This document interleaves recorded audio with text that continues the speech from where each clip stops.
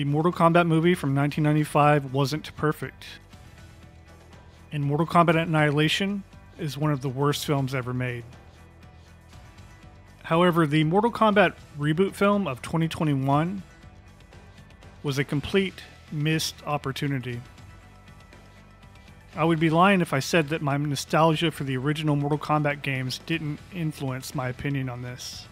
I remember very vividly when my brother told me that he saw this arcade game called Mortal Kombat at a local skating rink, where you could play as a yellow or blue ninja, and it was super violent. I remember playing the console versions against kids from the neighborhood in 1992. I remember the huge lines of people waiting in line at the local arcade, waiting to play the sequel in 1993. I remember reading about the upcoming Ultimate Mortal Kombat 3 release in gaming magazines in 1995. I could honestly go on and on. At age 12, I was completely obsessed with the original Mortal Kombat trilogy of games. What set Mortal Kombat apart from games like Killer Instinct and Street Fighter at the time was the live-action motion capture technology that was used. This gave the fighters a photorealistic look. In playing those games, I always imagined that the game was perfect for an on-screen theatrical presentation.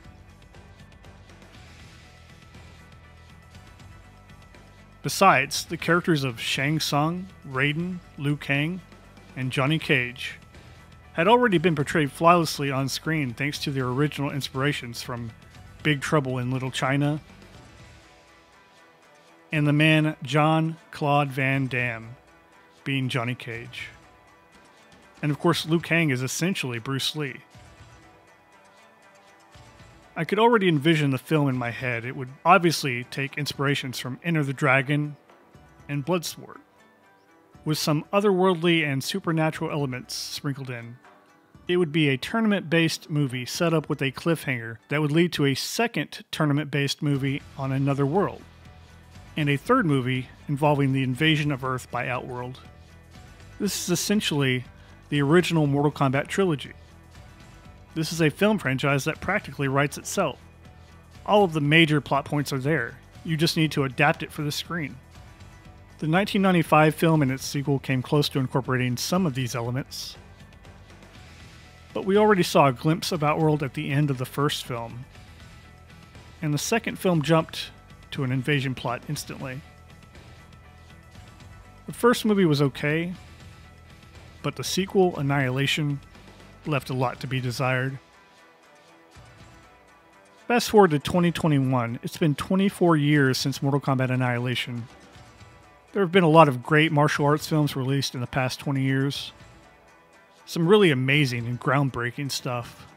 The Raid, Ong Bak, The Protector, Ip Man, John Wick. So instead of getting a more faithful and somewhat grounded adaptation with well-choreographed fight sequences, great dialogue, and a focus on a tournament, we get a film focused around a newly created character named Cole, with a literal plot armor and Tong Fas attached to his arms. This guy can't win a single match at the start of the movie, but by the end, he makes Goro into a punk-ass bitch. And he's related to Scorpion, and there's a prophecy about him being the key to winning Mortal Kombat, and Scorpion can't defeat Sub-Zero without his help. Every character in the movie has this dragon tattoo and is granted these superhero powers called Arcana that can unlock... What were the screenwriters thinking? Was it necessary to make all of the Mortal Kombat fighters into soulless characters with superhero abilities? On top of all of the bizarre story choices, there is a reality that there is no actual tournament taking place in the film. This story, if you can even call it a story, is all action and takes place before the actual tournament. Despite winning 9 previous tournaments, Shang Tsung has decided to try to win this one early. A lot of people are excited for a sequel that might be an even better film, or even a series of films.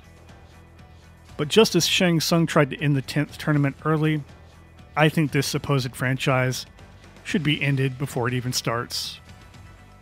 I simply can't just give the film a pass based solely on the franchise name alone, or because it had a few cool fatality sequences, an R rating, and because the Kano character was funny. It had poorly shot action sequences, was severely lacking in character development, and the story was trash. I could give it a pass on the character development if the action was outstanding, but it wasn't. Any redeeming qualities that it did have were completely outshined. It doesn't deserve a sequel, much less a franchise. Unfortunately, it looks like it will probably get one. You could say that the Mortal Kombat franchise has some silly, fantastical elements to it. This is a reputation that it receives thanks to Mortal Kombat Annihilation.